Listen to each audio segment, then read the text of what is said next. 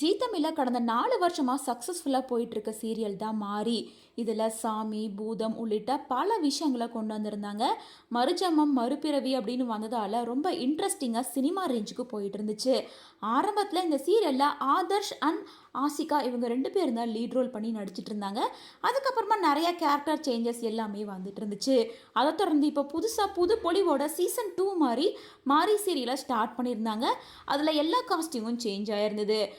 மேலும் அவங்கள தொடர்ந்து சீசன் 2 மாரி ஸ்டார்ட் பண்ணியிருக்க இந்த கதையில வந்து சுகன் அண்ட் அஞ்சனா இவங்க 2 பேரும் தான் லீட் ரோல் பண்ணி நடிச்சிட்டு இருக்காங்க.